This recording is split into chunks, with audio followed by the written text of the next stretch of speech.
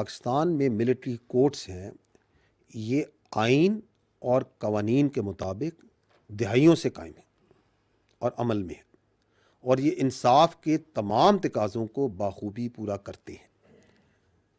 और ये कि इंटरनेशनल कोर्ट ऑफ जस्टिस जो है उसने भी इनके इस पूरे प्रोसेस को एंडोर्स किया हुआ है।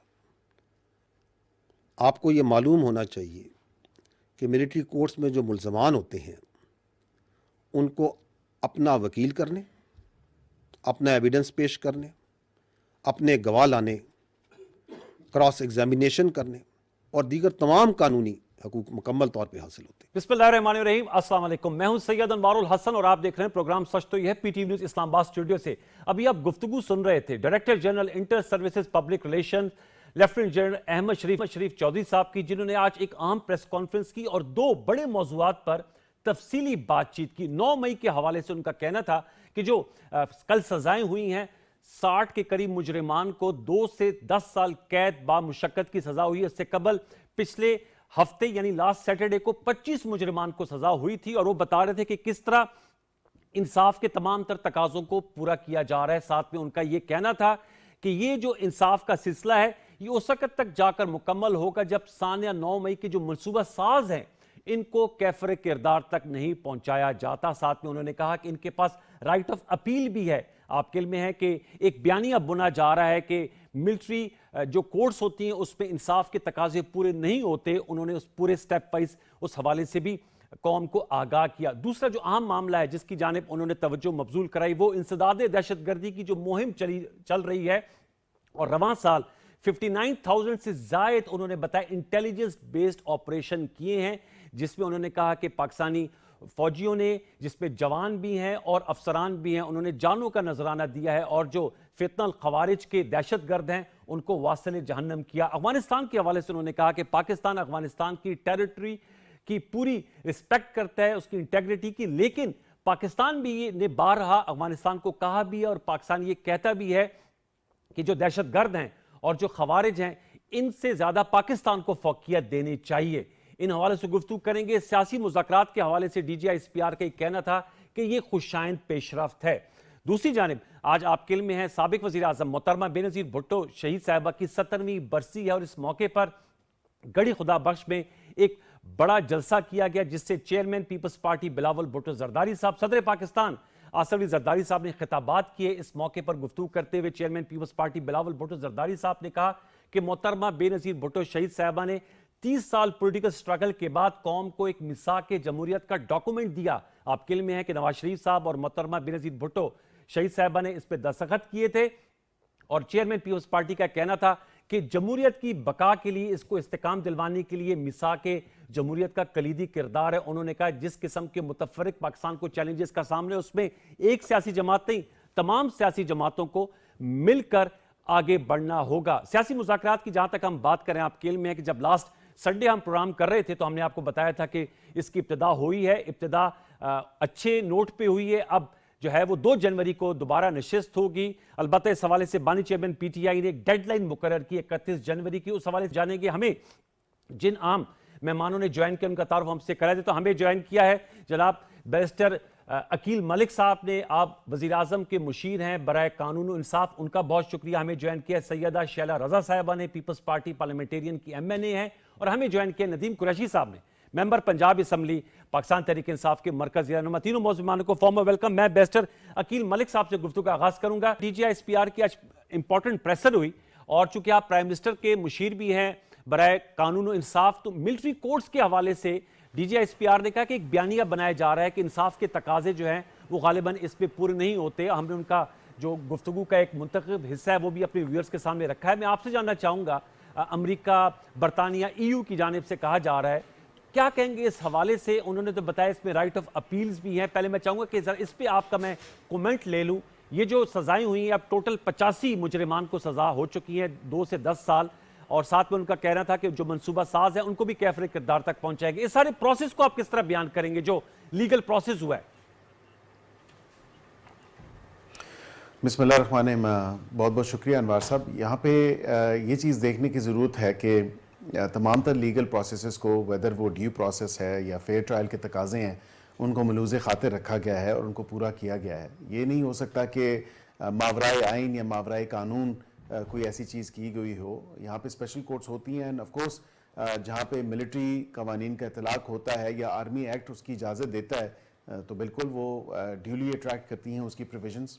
यहाँ पे इन मुल्ज़मान जो अब मुजरम हैं, ऑब्वियसली सज़ाएँ क्योंकि हो चुकी हैं, ये तमाम तर चीज़ें 1.5 साल से हॉल्ट थीं।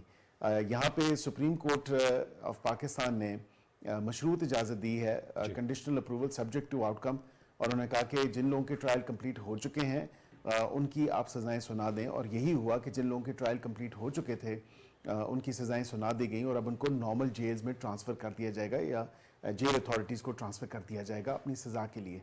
यहाँ पे एक सबसे इम्पॉर्टेंट बात यह है कि ये कोई अचंभे की बात नहीं है कि ये मिलिट्री कोर्ट्स पहले भी रहे हैं। मैं आपको ये ज़रूर बता दूं, बड़े इंटरेस्टिंग फैक्ट्स एंड फिगर्स हैं कि बानी पीटीआई की जब अपनी हुकूमत थी तो मिलिट्री कोर्ट्स में कितने लोगों का या सिविलियंस का ट्रायल हुआ मिलिट्री कोर्ट्स में। 2018 में जो है 25 लोगों का या 25 सिविलियंस का मिलिट्री कोर्ट्स में ट्रायल हुआ।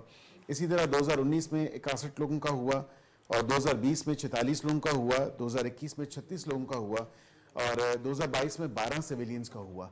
तो अगर आपको अब इतनी बुरी लग रही हैं ये मिलिट्री कोर्ट्स, तो आपके अपने दौरे हुकूमत में जिन लोगों का, जिन सिविलियंस का मिलिट्री ट्रायल्स हुए या मिलिट्री कोर्ट्स में जिनके ट्रायल्स हुए, उस टाइम आपने क्यों आवाज़ नहीं उठाई।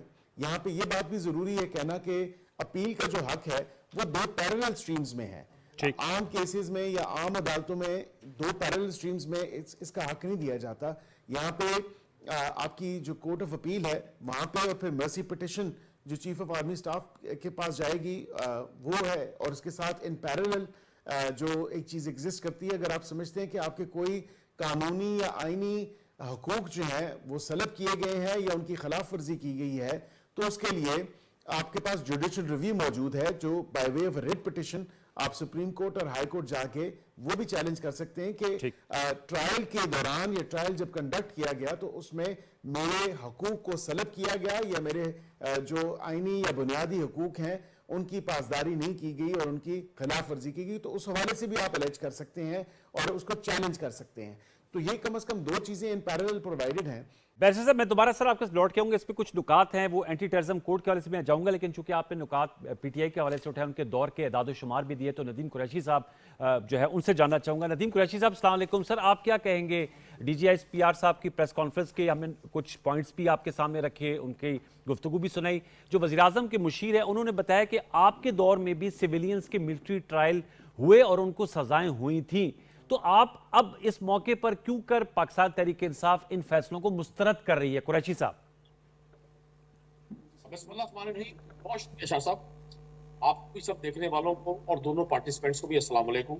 वालेकुम अस्सलाम। देखिए, सबसे पहले 27 दिसंबर है, बेनजीर भुट्टो साहबा जो साबिक वजीर आजम पाकिस्तान थी जी, उनकी नाहक शहादत का दिन, मैं उनको खराज तहसीन भी पेश करता हूँ। बिलाशुबा और उन्होंने खाते हुए सही मानों में हक की नुमाइंदगी अदा किया और पाकिस्तान में जमहूरियत के लिए, सिविल सुपरमेसी के लिए, अवाम की बालादस्ती के लिए उनका नाम हमेशा स्तरीय रूप से लिखा जाएगा। बिलाशुबा। मैं आपको एक अर्ज करता हूँ साहब जी, हालात भी हैं, हम सब पाकिस्तानी, मैं नहीं समझता कि डिबेट इस वक्त हो रही है। बैरिस्टर साहब ने जो फिगर्स दी है वो बिल्कुल ठीक इन्होंने फरमाया। यकीनन जो लोग एंटी स्टेट होते हैं, जो इस मुल्कत खुदादाद की सालमियत, इसके इस्तेहकाम के दुश्मन हैं, जो 76 साल से मुख्तलिफ साजिशें करके इस मुल्क को तोड़ने की साजिशें कर रहे होते हैं, जो बैरूनी आकाओं के हुक्म पर इस मुल्क में इंतशार पैदा करते हैं, वो दहशतगर्द है। पिछले 20 साल से हमारी बहादुर अफवाज ने, हमारी सिपाह ने, हमारे दिकदारों ने, हमारी अवामुन्नास ने कुर्बानियां दी। उनके हवाले से बिल्कुल डिफरेंट एक अप्रोच होनी चाहिए और रही है और आइंदा भी रहेगी। ये जितने लोग जिनको मिलिट्री कोर्ट से सजाएं दी हैं, ये बुनियादी तौर पे सियासी वर्कर थे, सियासी वर्कर हैं। अब आपको सजा दे दी गई। नुक्ता सिर्फ ये है कि रियासत माँ की तरह से होती है। ठीक। इनमें बहुत सारे ऐसे हैं जिनको ये अंदाजा भी नहीं था इसके क्या आफ्टर इफेक्ट्स होंगे। और हम जो जुडिशल कमीशन का मुतालबा करते रहे, हमारी भी ख्वाहिश यही थी कि जुडिशल कमीशन में सही मानों में इंक्वायर हो जाए, और जनरल साहब ने जो आज फरमाया कि इसके जो असल इसके जो मंसूबा साज मंसूबा साज, हमारी भी ख्वाहिश थी कि वो मंसूबा साज बेनकाब भी हो, उनको सजा भी हो। पाकिस्तान तहरीक इंसाफ हो या कोई भी पॉलिटिकल पार्टी हो, या मैं एज ए कॉमन मैन, मुझे किसने हक दिया है कि बैरिस्टर साहब अगर मुझसे मुख्तलिफ सोच रखते हैं तो मैं इनके घर के सामने एजिटेट करूं? मैं इसको मुनासिब नहीं समझता। मैं नहीं समझता ऐसा वाकया होना चाहिए था। 9 मई को मैं हमेशा एक बहुत और अपने लिए भी और सब लोगों के लिए एक तकलीफ का बाइस दिन समझता हूं, लेकिन हमने देखना ये है क्या रियासत माँ की तरह से इन्वेस्टिगेट करके इन सब लोगों को कोई ऐसा रास्ता देती कि हम सब अपने तमाम इदारों से जिनको हमेशा हमने प्रस्तिश जिनकी की। रास्ता देने से आपकी क्या मुराद है कुरैशी साहब की? रास्ता देने से क्या मुराद है? मैं ये समझता था कि इनको शक का फायदा देकर इनको माफ कर दिया जाना चाहिए था। अभी भी मैं फैसला समझो से, क्योंकि मुझे मालूम है हुकूमत आप कहते हैं ये पाकिस्तान तहरीक इंसाफ के वर्कर्स थे, इनको शक की बुनियाद पर माफ कर देना चाहिए, आप ये कह रहे हैं सर? मैं गुजारिश ये कर रहा हूं, मेरा कहने का मकसद ये है, ये सियासी वर्कर, मैं नहीं समझता कि इनमें को पाकिस्तान तहरीक इंसाफ का बाकायदा कोई ऑफिस होल्डर था, ऐसा नहीं है। मैं खुद भी रुकने असेंबली हूं और दीगर भी हमारे जिनको सजाएं हुई हैं, ये हसान को हुई है, जाहिर बात है बानी चेयरमैन पीटीआई इमरान खान साहब के भांजे हैं, तो उनको तो सजा हुई है आप कहने के, और इसके अलावा आपके और भी जो वर्कर्स हैं उनको हुई हैं सजाएं? देखिए, अब मेरी जरा बात मुकम्मल हो जाएगी ना, हसास मौजू है। मैं आपसे गुजारिश कर रहा हूं, जिस तरह से कुछ लोग और भी थे जिन पर ये इल्जामात थे कि वो इस सारी एजिटेशन का पार्ट थे, तो ये जो बच्चे थे, ये जो लोग थे, से ये वाकया हुआ। पहली बात तो है कि जुडिशल कमीशन को ये हक होना चाहिए कि वो इनकी दरखास्त को भी सुने। यकीनन मिलिट्री कोर्ट में जो मौजूद जज साहब बैठे होंगे बतौर जज, उन्होंने भी इंसाफ के तकाज़े पूरा किया होगा। मैं उनकी ना ज़ात पर ना उनके उसकी प्रोसेस पे कोई एतराज कर रहा हूँ। मैं ये समझता हूँ कि मौजूदा हुकूमत को जितनी तकवीयत इस सिस्टम ने देनी थी वो दे दी। अब ये इस कोर्ट में जिस हद तक भी आगे जाएंगे, पाकिस्तान की अवाम में और पाकिस्तान के सिस्टम में गैप बढ़ेगा। मैं आज भी इस बात का कायल हूं और मैं अपने तमाम फैसला साजों से ये दरखास्त करूंगा कि अभी भी इसको लीनियंट व्यू लेते हुए अगर इन लोगों को ये मौका दिया जाए, और अगर किसी से थोड़ा कसूर हुआ है और वो उसकी प्लानिंग को दहशतगर्दी की नहीं थी, उसके ज़हन में आइडिया नहीं था कि ये इस तरह से सारा माहौल बन जाएगा, उसको पैसेज मिलना चाहिए था। इससे एक बड़ा मस्बत मैसेज आता है। सर नुक्ता आ गया, ठीक है सर, आपका नुक्ता आ गया। आप कह रहे हैं कि एक लीनियंट व्यू लेकर पैसेज मिलना चाहिए था। मैं अगर आपकी इजाजत हो शैला साहब, जी नदीम भाई, अपनी बात आपने मुकम्मल, जी शैला जी बात मुकम्मल कीजिए। इस यकीनन हुक्मरानों को इससे बड़ी तकलीफ होगी। हुक्मरान कभी नहीं चाहेंगे, क्योंकि हुक्मरानों की इस वक्त लाइफ लाइन यही है कि किसी भी तरह तहरीक इंसाफ को दीवार से लगाया जाए। अब आप लोगों के सर अब तो मुज़ाकरात चल रहे हैं ना, अब तो इन्हीं हुक्मरानों के साथ आपके सियासी मुज़ाकरात भी चल रहे हैं ना सर, और उसकी एक अच्छी फिजा भी कायम हुई हुई है। शैला साहबा, फिर मैं बैरिस्टर अकील साहब से तफसीली इसका जवाब लूंगा कि आपने कहा लीनियंट व्यू इसका लेना चाहिए था, वो उनकी क्या इस हवाले से रहा है। लेकिन शैला साहबा अस्सलाम वालेकुम। माजरत आपके पास जरा वक्त लगाने में, एक तो मोहतरमा बेनज़ीर भुट्टो शहीद साहिबा को खराज तहसीन पेश किया, हम भी प्रोग्राम के प्लेटफॉर्म से उनको खराज अकीदत और तहसीन पेश करते हैं। पहली उम्मत मुस्लिमा की खातून थी जो वज़ीर आज़म बनी। साथ में मैं चाहूँगा कि उस पर हम जरा तफसील आपसे बाद में चल के बात करेंगे। ये जो मौजू अभी इस वक्त ज़ेर बहस है, 9 मई में जो सज़ाएँ हुई हैं, आपने बैरिस्टर अकील साहब की गुफ्तगू सुन ली और नदीम कुरैशी साहब का कहना है कि रियासत माँ जैसी होती है, लीनियंट व्यू या कोई पैसेज मिलना चाहिए जो ये वर्कर्स हैं ज़्यादातर जिनको सजाएं हुई हैं। मनसूबा साजों के हवाले से DGISPR भी कहते हैं कि उनको कैफरे किरदार तक पहुंचाया जाएगा। क्या कहेंगी शैला साहबा, आप किस मौक़िफ़ की तरफ जाएंगी? मैं सिर्फ ये कहना चाहती हूँ कि हम सबको जो भी इस वक्त हमारी एज के हैं खास तौर पर, और अगर नहीं भी हैं और पॉलिटिकल वर्कर हैं किसी आइडियोलॉजी रखने वाली पार्टी के, तो उसको इतना अफसोस है इस वक्त कि ये नौजवान बच्चे इनको किस रास्ते पे लगा दिया, की वजह से आज इनको सजाएं मिली। क्योंकि मैंने जिस पॉलिटिकल लीडर्स के साथ काम किया है वो अपनी जान से तो गए, लेकिन इस मुल्क को और हम सबको आंच नहीं आनी जी। और जो दूसरी बात है वो ये है कि इनकी सेकंड लीडरशिप भी नहीं जैसी है। अब ये इतने दावे करते हैं 26 नवंबर के, इनका कोई MNA MP मुझे जख्मी नजर नहीं आया, और तो और इतने बेखबर हैं कि इन्हें अपने लोगों की कोई लिस्ट भी नहीं उठा के असेंबली में पेश की कि मेरे यहाँ से ये था नए। और फिर वर्कर को आप इतनी दूर से केपी से लाए, ना उन्हें रास्ते मालूम ना कुछ, किसी को क्या कह के किसी को क्या कह के जी। भाग गए, वो वहाँ की गलियों में फिर रहे थे। तो एक तो ये कि जैसे आज 27 दिसंबर है तो इनको ये पता चलना चाहिए कि ये फर्क होता है लीडर में, कि जिस दिन 18 अक्टूबर को वापस आई है, जी। 18 अक्टूबर को वापस आई है, अटैक हुआ है, तो हम सब जबरदस्ती करके हमारे लोग जो थे उनको लेके गए और सेकेंड डे वो जख्मियों के पास थी। जी जी। और फिर वो रुकी नहीं, वो जो 70-80 दिन का एक सिलसिला था उसमें उन्हें आने से पहले भी कहा गया कि आप नहीं गए, तो उन्होंने कहा फिर हमें ये सियासत काम छोड़ देना चाहिए अगर हम डर जाएं। और जब वो आई हैं तो उस दिन भी हामिद करजई का फोन आया कि आप नहीं जाएं, हर एक शख्स कह रहा था, लेकिन उन्होंने कहा नहीं। और आखिरी मैसेज में भी उन्होंने यही बताया कि लीडर के साथ अवाम होते हैं और फिर अपने मुल्क के लिए काम होता है, ठीक। ये नहीं होता कि। तो अब ये मैं इनको समझाना चाहती हूँ कि हमें बहुत अफसोस है कि किस धंधे पे लगा के गए हैं इन बच्चों को, कि या तो वो नाजेबा अल्फाज की जंग पे लगे रहते हैं सोशल मीडिया की, या इस तरह की। अच्छा होता है कि 50 लाख नौकरियों का कहा था तो 5 लाख की किसी को नौकरियां दी जाती। जी आपकी बात सही है।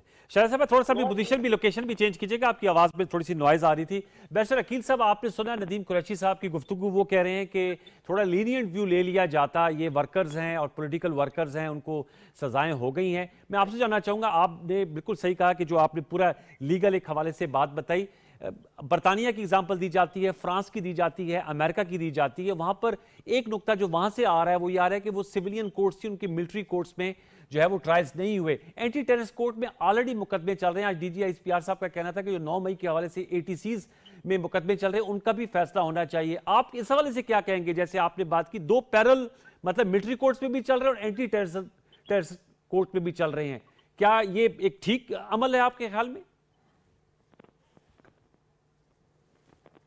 देखिए अनवार साहब, बिल्कुल ठीक है, उसमें कोई ऐसी बात नहीं है। ज़ाहिरी बात है कि कुछ लोग जो हैं वो ATC में अगर ट्राई हो रहे हैं तो उनकी ट्राई होने की वजह भी आपको पता है कि जो लोग जो वहाँ पे मौके पे मौजूद थे, जो लोग कस्टडी में आ गए वो मिलिट्री कस्टडी में आ गए, तो ऑब्वियसली वो ट्राई तो वहीं पे ही हो रहे हैं।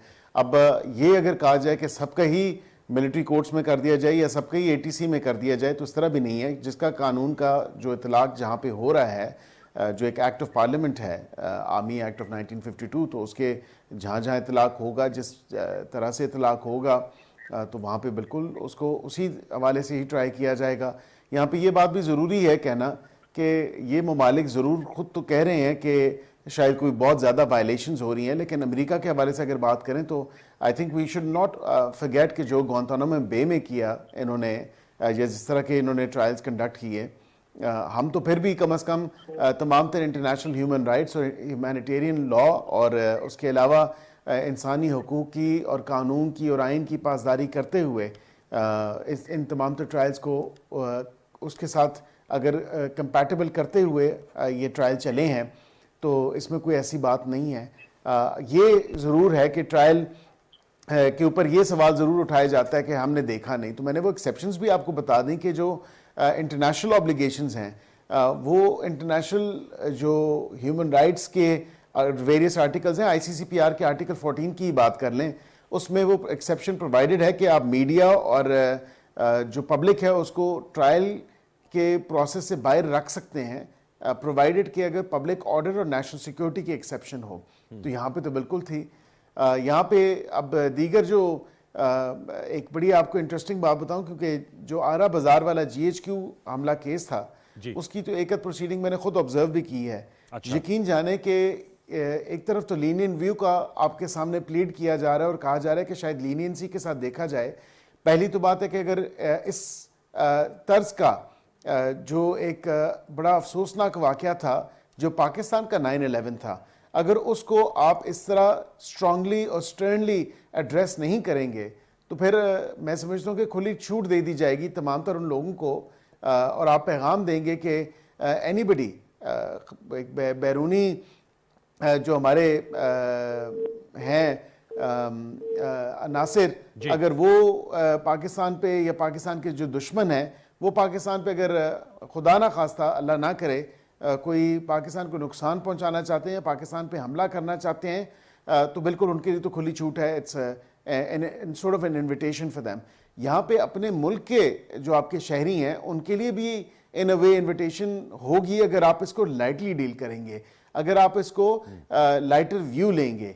तो मैं समझता हूँ कि इसमें लाइटर व्यू नहीं लेना चाहिए। वंस एंड फॉर ऑल एक इसकी एग्जाम्पल सेट होनी चाहिए, जो कि होना बहुत ज़रूरी है।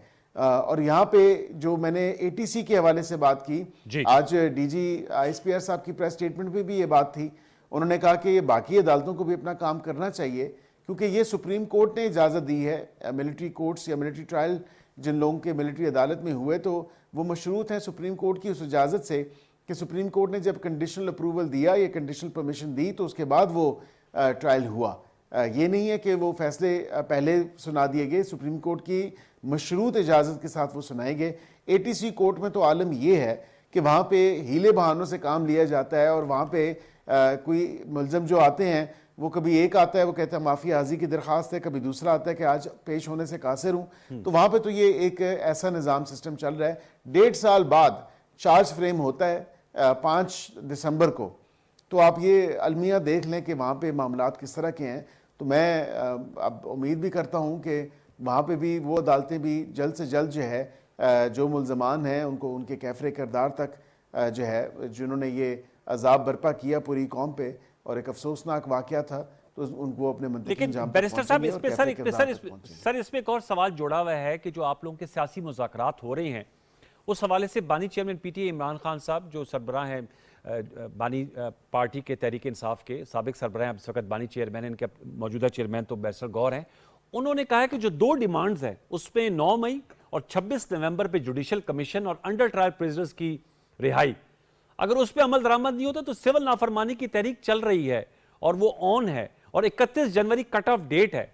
तो अब जानना मैं चाह रहा हूं कि जुडिशल कमीशन क्या इस हवाले से हुकूमत क्या सोच रखती है कि वो तो 9 मई और 26 नवंबर दोनों को उन्होंने रखा हुआ है, और आज DG ISPR ने अपनी प्रेस कॉन्फ्रेंस में कहा इसको नवंबर की साजिश करार दिया, और इसके ताने बाने जोड़े उन्होंने 9 मई से भी, फिर उन्होंने कहा कि 2022 में भी 2 अटेम्प्ट्स की गई थी, जुलाई और नवंबर में, मई और नवंबर में दोनों दफा PTI या लॉन्ग मार्च लेकर आई थी। तो किस तरह इसको आगे लेकर जाया जाएगा इस पॉलिटिकल डायलॉग के प्रोसेस को, जबकि मशरूत मुज़ाकरात हो रहे हैं इस वक्त?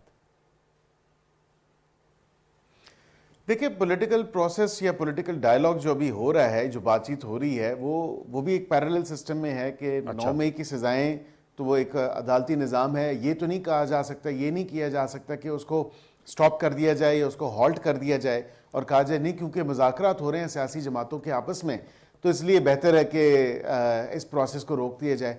ये तो अदालतों के काम में मदाखलत वाली बात होगी, तो ये तो हम नहीं चाहते। हम तो खुद ये कितनी दफ़ा कह चुके हैं, और 26वीं आईनी तरमीम भी इसीलिए की गई कि ये कम अज़ कम मदाखलत हमारे कामों में ना हो, और जो एक सेपरेशन ऑफ पावर्स का कॉन्सेप्ट है उसको मलूज़े खातिर रखा जाए और देखा जाए। यहाँ पे ये बात भी कहना अशद ज़रूरी होगी कि मुज़ाकरात इस तरह जिस तरीके से ये करना चाह रहे हैं, एक तो वक्त की या टाइम की कदगन लगा के, एक टाइम सेंटर के टाइम फ्रेम उसकी दे के या डेडलाइन दे के मुज़ाकरात इस तरह कैसे होते हैं? वो नतीजा खेज मुज़ाकरात हो सकते हैं? मेरा आपसे सवाल है। मैं आपसे ये भी पूछता हूँ कि 1 महीने से कम टाइम में ये क्या नतीजा निकालना चाहते हैं इन मुज़ाकरात? क्योंकि मुज़ाकरात तो ऑल एनकम्पेसिंग होते हैं, तमाम तरह इशूज़ पे बातचीत होती है।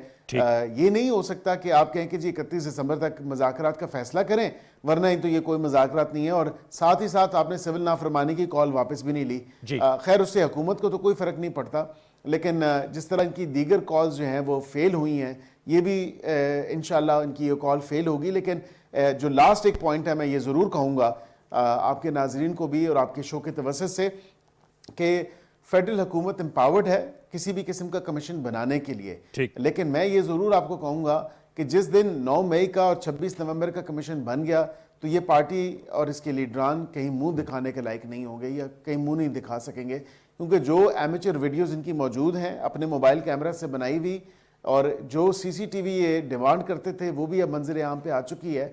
तो ये तमाम तर वो चीज़ें हैं जो इनकी गिल्टी होने का सबूत हैं, और वो एक ऐसा सबूत है जो कि किसी का बनाया हुआ नहीं है। इन्होंने खुद उस सबूत को महफूज किया है जो अदालतों में भी पेश होगा और तमाम तर मामला अवाम और कौम के सामने भी आएगा। सर, रिचर्ड ग्रेनल पे जवाब दे दीजिएगा कि बहुत ज़्यादा उनकी बात आ रही है, उस पर आपका क्या मौक़िफ़ है? क्योंकि 31 जनवरी पर मैं नदीम कुरैशी साहब को पूरा वक्त दूंगा।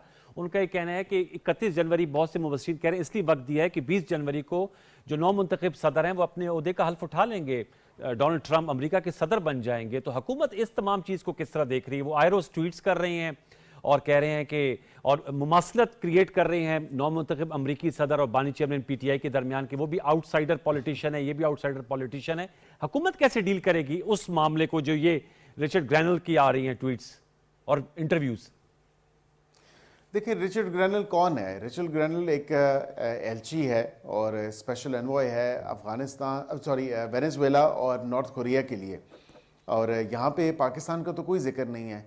अब बिल्कुल जिस तरह राना साहब ने कहा कि वो ट्वीट्स कर रहा है, उसकी ज़्यादा रीट्वीट्स होना शुरू हो गई, तो शायद उसको जो है वो इससे अटेंशन मिलना शुरू हो गई। अब पाकिस्तान एक खुद मुख्तार मुल्क है, पाकिस्तान अपने फ़ैसले बखूबी करना जानता भी है और किए भी हैं। हम किसी भी किस्म का प्रेशर जो है, खा वो ट्रंप की तरफ से आए या ग्रेनल की तरफ से आए, किसी किस्म का कोई प्रेशर जो है वो हम उसको सस्टेन करेंगे और कतन किसी प्रेशर को हम कम नहीं करेंगे कि हम उस प्रेशर के नीचे आ जाएं। कतन ऐसा नहीं होगा।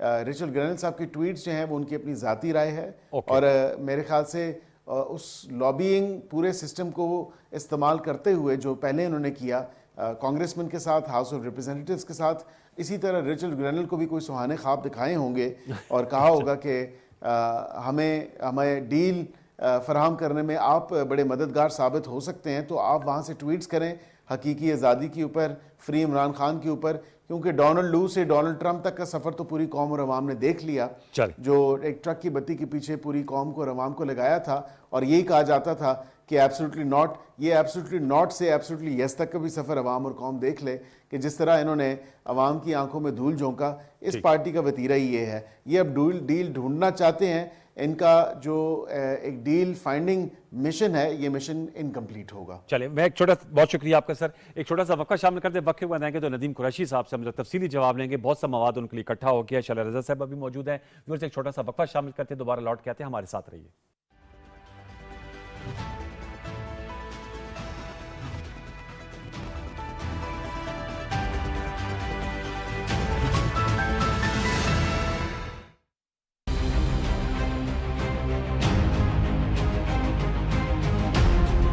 काबिज भारतीय अफवाज ने मकबूजा जम्मू कश्मीर के श्रीनगर, बारामूला, बांडीपुरा और कपवाड़ा अजला में 9 मजीद नौजवानों को गिरफ्तार कर लिया है।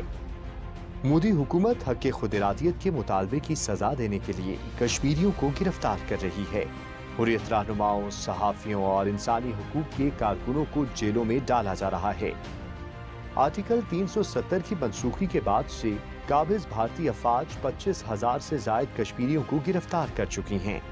बैनुल-अक़वामी बरादरी को मकबूजा जम्मू कश्मीर में गैर कानूनी गिरफ्तारियों का नोटिस लेना चाहिए।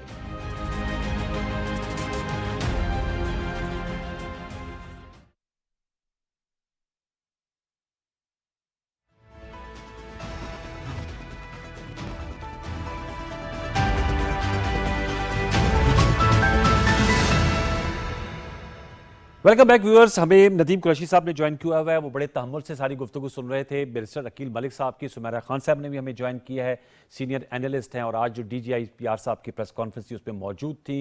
बहुत शुक्रिया सुमेरा आपका। नदीम भाई, आप इस हवाले से बताएगा, आपने बैरिस्टर अकील मलिक साहब की सारी गुफ्तगू सुनी, वो कह रहे हैं डोनाल्ड लू से डोनाल्ड ट्रंप का जो सफ़र है उसको आप कैसे बयान करेंगे? और दूसरा, ये टाइमलाइन क्यों कर दे दी गई है 31 जनवरी की? मैं इस पर बड़ा इंटरेस्टेड हूँ कि आप नहीं, ये 31 जनवरी, ये तो बड़े अहम इश्यूज हैं जिन पे आप लोगों के मुज़ाकराती अमल शुरू हो रहा है। अभी 2 जनवरी को तो आप लोगों ने तहरीरी तौर पर बताना है कि आप लोगों की क्या डिमांड्स हैं। तो जरा स्टार्ट कीजिएगा कुरैशी साहब। वाई 31 जनवरी? एक तो बैरिस्टर साहब ने वही लबोलहजा अख्तियार किया जो पुरानों का है जी, और इनका लहजा, इनका ये तहकुमाना अंदाज, इनका ये तकब्बुर और रूनत से भरा हुआ लहजा ही बता रहा है कि इस सारे माहौल के अगर ये बेनिफिशियरी है तो ये इस सारे माहौल को क्रिएट करने में सपोर्ट भी यही कर रहे हैं। अभी उन्होंने फरमाया डोनाल्ड लू से डोनाल्ड ट्रंप तक का सफर, वो खैर तारीखदान लिखेगा क्या सफर था। मैंने तो ये देखा कि वोट को इज्जत दो से वोट की तदफीन तक का सफर मैंने अपनी आंखों से देखा। मैंने फॉर्म 45 की बजाय फॉर्म 47 पे लोगों के इंतखाब जीते देखा। मैंने पहली बार देखा कि जिस शख्स पे फर्द जुर्म जिस रोज आयद होनी थी वो शाम को पाकिस्तान के वजीर आज़म का ओथ ले रहा था। इससे बड़ा खिलवाड़ किसी मुल्क के निजाम के साथ नहीं हो सकता। बैरिस्टर साहब ने फरमा दिया जी कि ये जितने लोग थे कानून के तकाजों के मुताबिक उनको सजाएं हुई और बिल्कुल कानून के मुताबिक हुई होंगी, लेकिन क्या जुडिशल कमीशन का मुतालबा करना गैर कानूनी या गैर आईनी या गैर अखलाकी को मुतालबा है? अगर एक शख्स को शरिया ला दुनिया भर के तमाम कवानीन ये हक देते हैं और मैंने सुना कि 100 गुनाहगार छूट जाए, एक बेगुनाह को सजा नहीं होनी चाहिए, तो क्या वजह है कि हुकूमत वक्त जुडिशल कमीशन बनाने से भागती है? वो तो भी दूसरी मुज़ाकरात की टेबल पे आएंगे ना ये तो इश्यूज तो सर जुडिशल कमीशन के तो। जैसे आपने हुक्मरानों को सुना बड़ी खुशू खुशू से, मुझे भी मौका दे, मैं ठीक है अपोजिशन में हूँ लेकिन आपका भाई हूँ, मेरी भी बात जाने दे। क्या वजह बड़े भाई हैं मेरे, बड़े भाई हैं। 9 मई को पाकिस्तान के एक साबिक वजीर आजम को एक पार्टी के चेयरमैन को कोर्ट के अहाते से, हाई कोर्ट इस्लामाबाद के अहाते से मुतशद्दिद अंदाज में गिरफ्तार किया जाता है और 12 मई को सुप्रीम कोर्ट ऑफ पाकिस्तान की आला तरीन अदालत उस गिरफ्तारी को गैर कानूनी गैर अखलाकी करार दे देती है। तो क्या वजह है वो जिन्होंने गिरफ्तारी की वो कानून के कटहरे में क्यों नहीं आ सके जी? तो यही तो वजह है। हम कहते हैं जब इंसाफ ताकतवर के लिए नहीं होगा, इंसाफ सिर्फ गरीब के लिए होगा, इंसाफ कमजोर के लिए होगा, इंसाफ मजबूर के लिए होगा, इंसाफ महकूम के लिए होगा, तभी तो लोगों का इस पूरे सिस्टम से एतबार उठता जा रहा है, लोगों की बदगुमानी बढ़ती जा रही है और लोगों को अंदाजा है इस बात का कि ये जो आज हुक्मरान है वो इस सारे माहौल के बेनिफिशियरी हैं। आज अगर तहरीक इंसाफ को ये कहा जाता है, भी मेरे भाई ने फिक्रा कहा बैरिस्टर साहब ने कि जी अगर इनको इसकी जुडिशियल इंक्वायरी हो गई तो ये मुंह दिखाने के काबिल नहीं रहेंगे, बिल्कुल होनी चाहिए। और मैं समझता हूं कि जिस शख्स ने भी अपनी हद क्रॉस की है वो सजा का हकदार है। ठीक रह गई अब आपकी बात जी, मैं आज भी इस बात का कायल हूं, किसी सूरत भी आप एक नजरिए को शिकस्त नहीं दे सकते जी। जिसम शिकस्त खा जाए। एक आइडियोलॉजी है, आइडियोलॉजी क्या है, क्या मुतालबा है तहरीक इंसाफ का? सिर्फ रूल ऑफ लॉ, पार्लिमान की बालादस्ती, हकीकी मानों में आम आदमी की हुक्मरानी। ये कैसा निजाम है कि जिसमें जिस शख्स को लोगों ने वोट से मुंतखब किया है वो FIRs में है, वो मुकदमात भुगत रहा है और जो लोग हाथ में वो मुल्क के हुक्मरान है। नहीं खैर आप लोग जीते हुए हैं सर, आप भी तो ऐवान का हिस्सा है ना सर। आप मैं कहता कलाम के लिए माजरत, लेकिन आपने कहा आप लोग जो जीते हैं आप बानी चेयरमैन PTI के नाम पर ही जीते हैं ना? देखिए 100% बिल्कुल PTI के नाम पर जीते हैं। आप लोग ऐवान इक़्तिदार के ऐवानों में है ना सर? नहीं सर, वो इक़्तिदार के ऐवान साहिबान इक़्तिदार के लिए होते हैं। हम तो ये हर रोज कभी आपकी कोर्ट पे ये इसको भी मैं कोर्ट ही कहूंगा और कभी दीगर कोर्ट्स में पेश होने के लिए, लेकिन बहरहाल एनीहाउ हमारा मुल्क है, हमें इस मुल्क से प्यार है और ये वक्त साबित करता इस मुल्क में वज़ीर आज़म पर आर्मी चीफ्स के तैयारे हवा करने के मुकदमात बने। इस मुल्क में वज़ीर आज़म को हाई सुप्रीम कोर्ट ने सिसिलियन माफिया अंडरवर्ल्ड का डॉन और गॉडफादर लिखा। यही तो वजह है कि आप आज अपने नौजवान को जिस जबर के जरिए जिस कानून साजियां करके जो उसका ज़हन बदलने की कोशिश कर रहे हैं, क्यों वो नौजवान टिल्ट नहीं हो रहा आपके बयानिए के मुताबिक? अब आपका अब आप जरा उस पर आ जाए, 31 जनवरी की बात, आपका तो आ गया ना मौकफ, तो ये तो आपने अपना पूरा जो था कॉन्सेप्ट दे दिया। मैं ये जानना चाह रहा हूँ 31 जनवरी की डेडलाइन क्यों कर रखी गई है? देखिए मैं समझता हूँ कि जो ATC कोर्ट्स की मिसाल दी बैरिस्टर साहब ने, तो क्या वजह है हुजूर ये ATC कोर्ट्स के जजेस कौन तैनात करता है? अब तो खैर सुप्रीम कोर्ट और हाई कोर्ट के जजेस भी गवर्नमेंट ही तैनात करेगी, तो ये पूछे ना वहां प्रोलॉन्ग क्यों हो रहा है और जो लोग अंडर ट्रायल है उनका क्या कसूर है? क्या वजह है कि वो अंडर ट्रायल बिला वजह 2-2 साल से जेलों में पड़े हुए हैं और उनकी फैमिलीज को और उनके दिलों पर उन अशखास पर क्या गुजरती होगी? ये हमारा मुल्क है, हम चाहते हैं कि ये जो मज़ाकरात हैं ये हतमी नतीजे तक पहुंचे और हमारे कोई बड़े लंबे चौड़े मुतालबात नहीं है। किसी एक जगह भी इमरान खान साहब ने ये नहीं कहा जी मुझे रिहा करें, उन्होंने तो कल भी कहा नहीं सर। देखिए सर, मैं आप जब पॉलिटिकल प्रिजनर्स का कहते हैं और कहते हैं अंडर ट्रायल का, रहा नॉट पॉलिटिकल, अंडर ट्रायल, तो खान साहब भी अंडर ट्रायल हैं, तो उसका मतलब आप उनकी रिहाई का भी मुतालबा कर रहे हैं ना, इन ऑल फेयरनेस। मैं बिल्कुल का मुतालबा कर रहा हूं, लेकिन उन्होंने खुद तो ख्वाहिश का इज़हार नहीं किया। नहीं, लेकिन जो अंडर ट्रायल आप कहते हैं तो उसमें वो शामिल है ना, ऐसा ही है ना?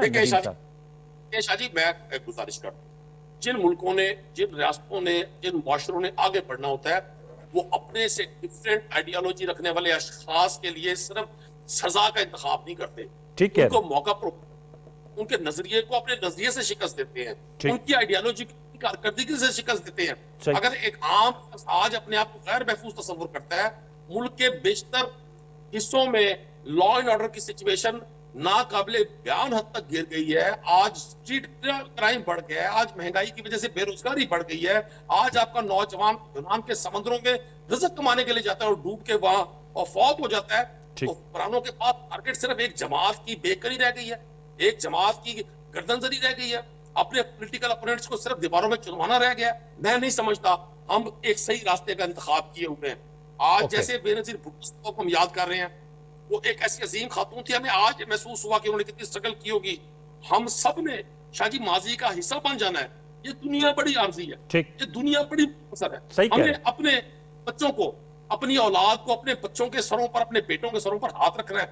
यकीन जाने, जब मैं अपने किसी नौजवान की शहादत देखता हूँ इन खवारिज के हाथों, और जब मैं उनकी वर्दी में बैचेस के साथ तस्वीर देखता हूँ, मेरा दिल खून क्या आंसू होता है। सर, आपने बहुत अहम बात की है। मैं चाहूंगा कि इस मौके पे सुमेरा, चूंकि आपने खवारिज के हवाले से बात की और जो इंसदाद दहशतगर्दी की मुहिम चल रही है, सुमेरा खान उस सीनियर जर्नलिस्ट हैं और आज के प्रेस कॉन्फ्रेंस में मौजूद थी और इन्होंने फील्ड में जाके बहुत से प्रोग्राम भी किए। काबुल में से भी इन्होंने वहां से रिपोर्टिंग की है। सुमेरा, ये बताइएगा कि आज DGISPR ने, ये तो हम 9 मई के हवाले से तो बात कर रहे हैं, उस पर काफ़ी हमारा प्रोग्राम का जो मोर देन हाफ हमने उस पर बात की है, जो अफगानिस्तान की सरजमीन इस्तेमाल हो रही है उस हवाले से भी उन्होंने ग्लेयरिंग फैक्ट्स जो हैं वो सामने रखे हैं। मैं आपसे जानना चाहूँगा, आपने वहाँ जाके रिपोर्टिंग भी की है जब अमरीकी अफवाज का इनखला हुआ और तालिबान की वहाँ बुरी हुकूमत बनी।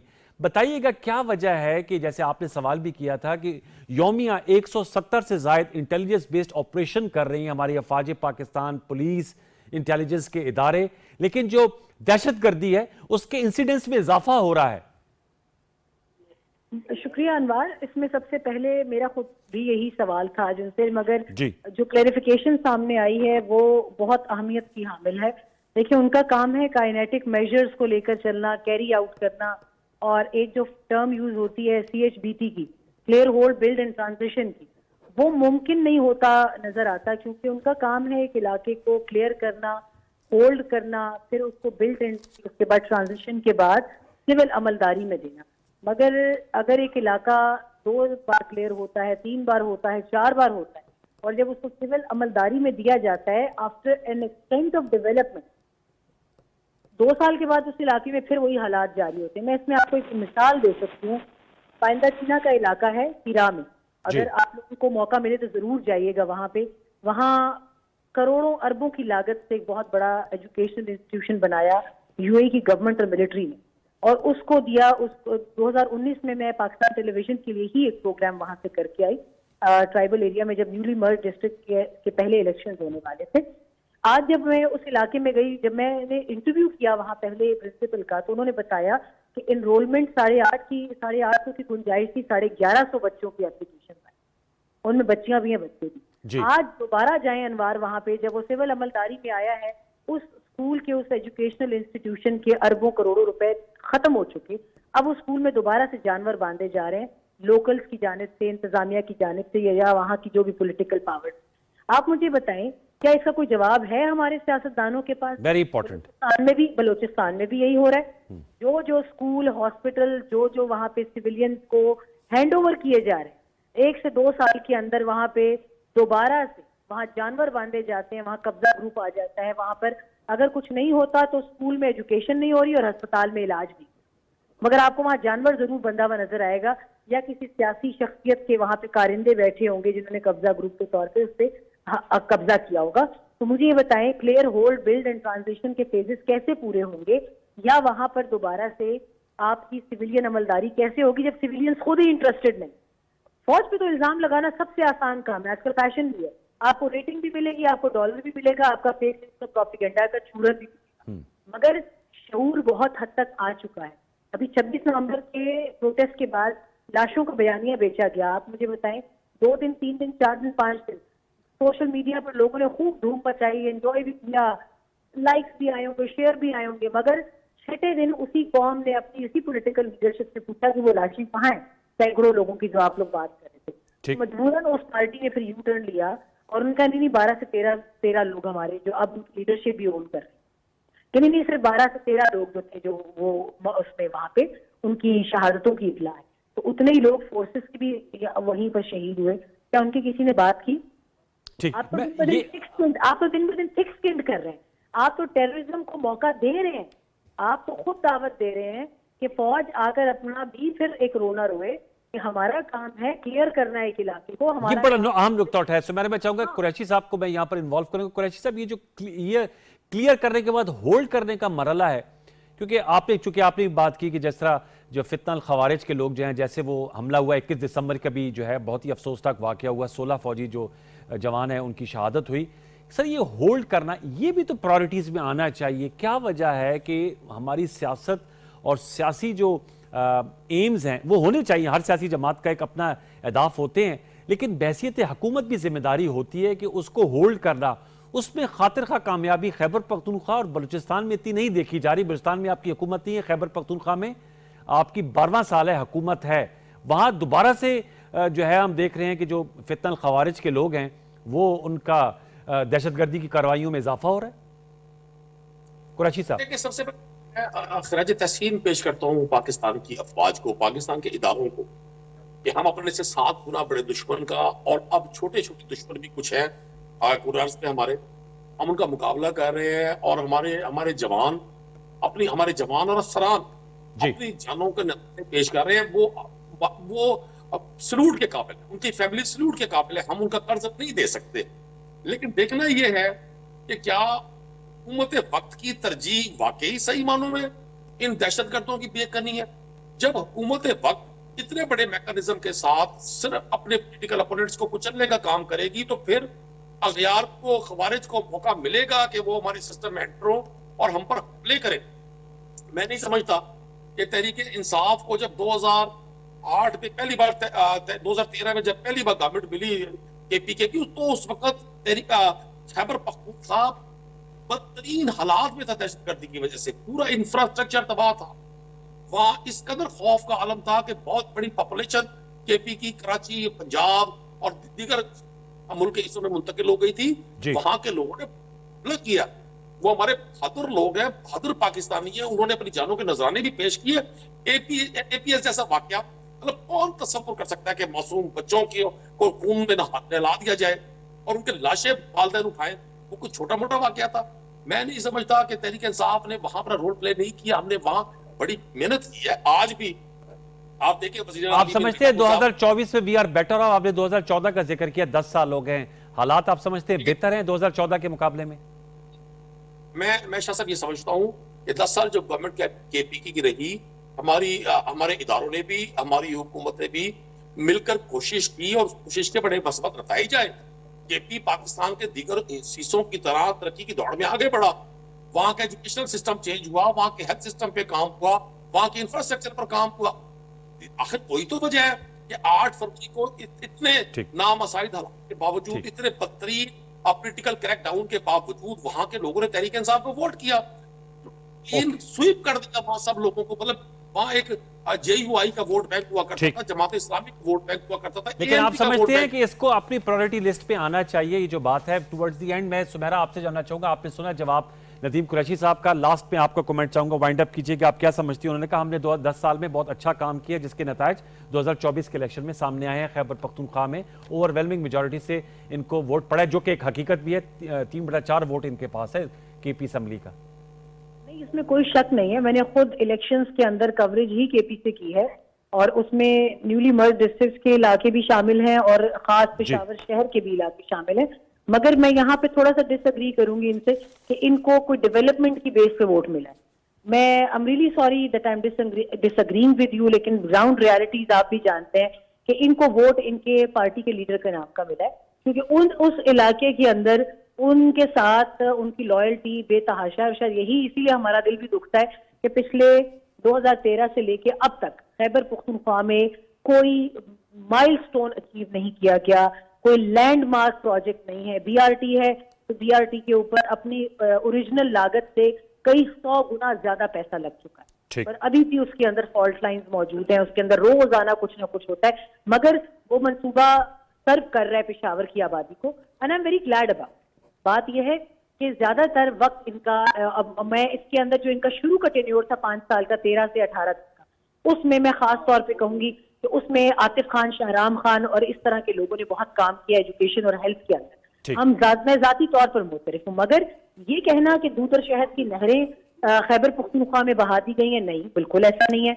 पुलिस रिफॉर्म्स हुई, वो अच्छा काम था, मगर आपने अपनी पॉलिसी को लोगों की फलाह बहबूद की तरफ मोड़ने के बजाय खैबर पख्तूनख्वा में भी आपने पॉलिटिकल वेंजेंस का सिस्टम रखा है।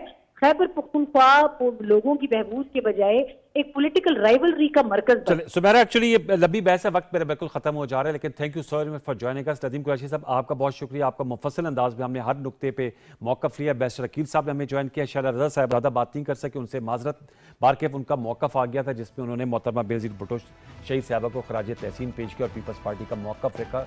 व्यूअर्स, आज की ये नशिस्त थी, अपने फीडबैक दीजिएगा। कल तक के लिए सैयद अनवारुल हसन और सच के प्रोडक्शन टीम को इजाज़त दीजिए। अपना बहुत सा ख्याल रखिए। अल्लाह ने के बाद।